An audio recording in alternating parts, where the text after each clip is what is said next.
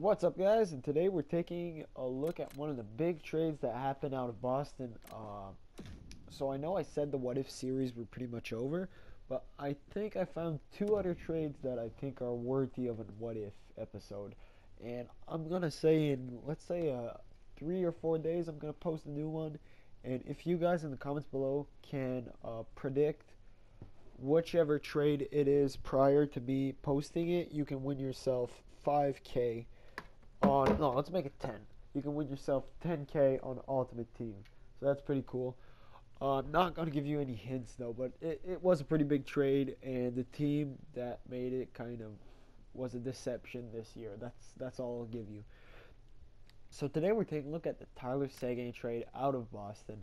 Boston moved him when he was younger, and he was kind of on the verge of becoming that first line forward, that all-star center, but he wasn't there yet. And I think Boston were a lot scared of his off-ice issues, and that could affect the team chemistry. And you got to think at the time, Boston were a way better team than they are right now. I think they just won the cup, or they won the cup just after. So it wasn't a major concern for them to have or not to have Tyler Seguin at the time. Now it looks horrible.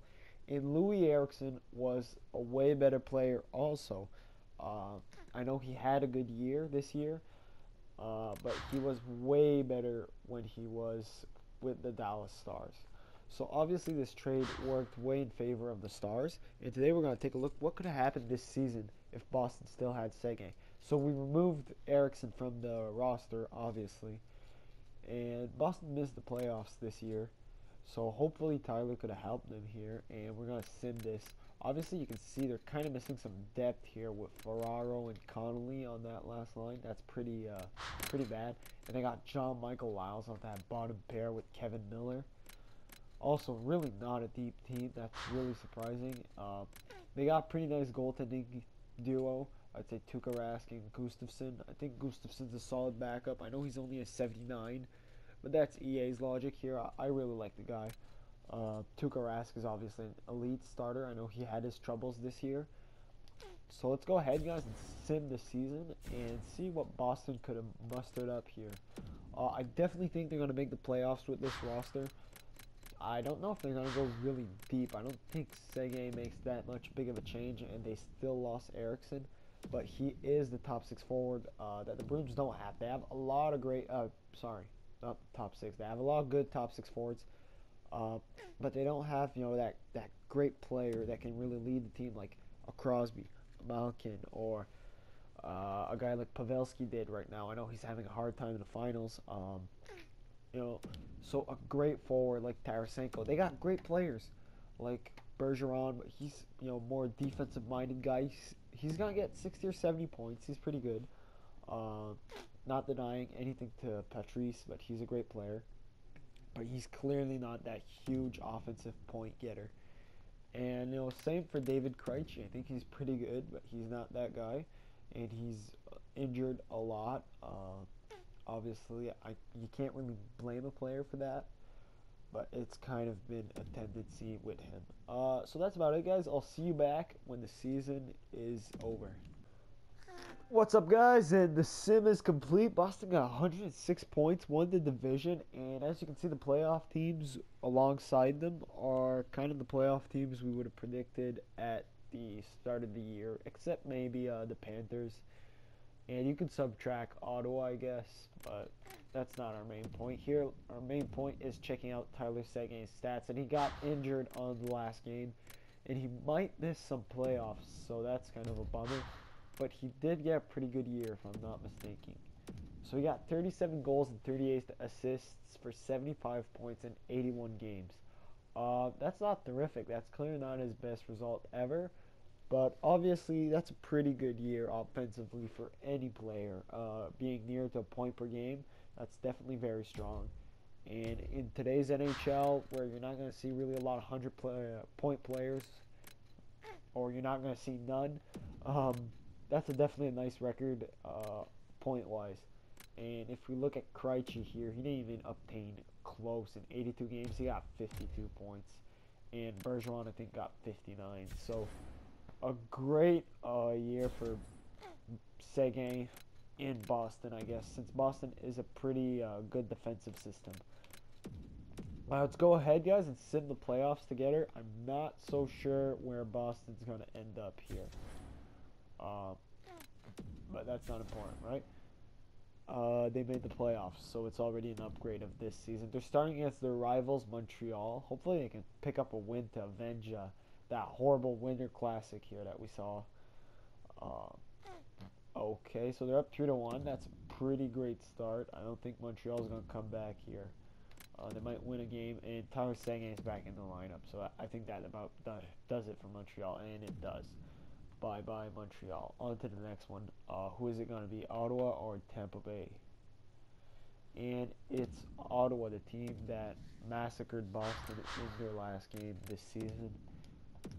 Another attempt at revenge. Ottawa, who also missed the playoffs. And Boston goes on to win the 2 first home games. Torrey Krug gets injured. That's unfortunate, but he should be back around game 4. And can they make it 3-0? No. Ottawa picks up a win on their first home game. But Ottawa can't tie up the series. And again, Boston takes a win. The Rangers surprisingly make it to the 3rd round. That's got to have Henrik Lundqvist happy, since he's always complaining about his team's playoff performances. And there goes his happiness. Boston on a pretty good run here. Can they close it off? No, they get come back by the Rangers. They were up 3-1, and the Rangers some way win 3 games in a row, and that's where the locker room chemistry goes to shit. Okay, well that I think pretty sums up how Boston could have done, honestly, with Seguin on the roster. Winning the division, maybe that's a little far-fetched, but do you really think Boston, who was tied with the Red Wings this year, would have missed the playoffs with Tyler Seguin?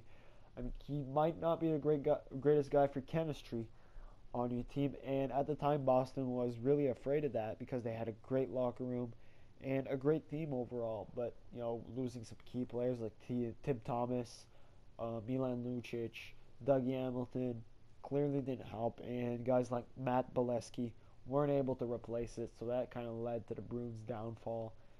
And Tyler Seguin could have really helped the team this year offensively, a help that I think they needed and they did not get.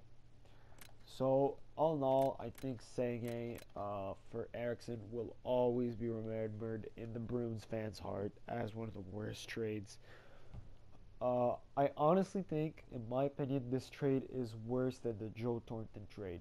It's really debatable, guys, and I do not.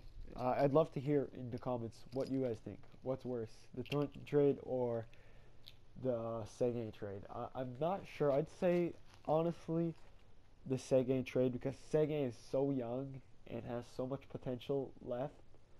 And I do think he's going to get that Stanley Cup. I know Joe Thornton is in the finals right now, but, you know, he's kind of got the loser tag on him. And, you know, he's a great player, but I still don't feel like he's been really clutch in the playoffs. He's not having a bad run this year. Like I said, he's playing some pretty good hockey, but the rest of his career in the playoffs has really hurt, and the Bruins got that Stanley Cup without him.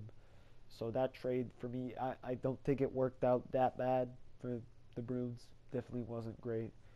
And the Seguin one, they lose Eriksson to free agency. That's just horrible for them. So that's about it, guys. I hope you enjoyed this video. If you did, please drop a like and subscribe. And if you guys can guess what next What If episode it's going to be, you can win yourself a juicy 10K on Hut. Do you really want to lose your time playing 10 games? Do not spam the comments. Just comment the one. It's a trade. I'm telling you right now, it's not a free agency.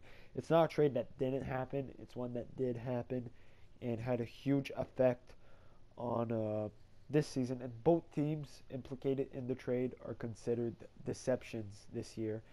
I'll give you one more hint. One more.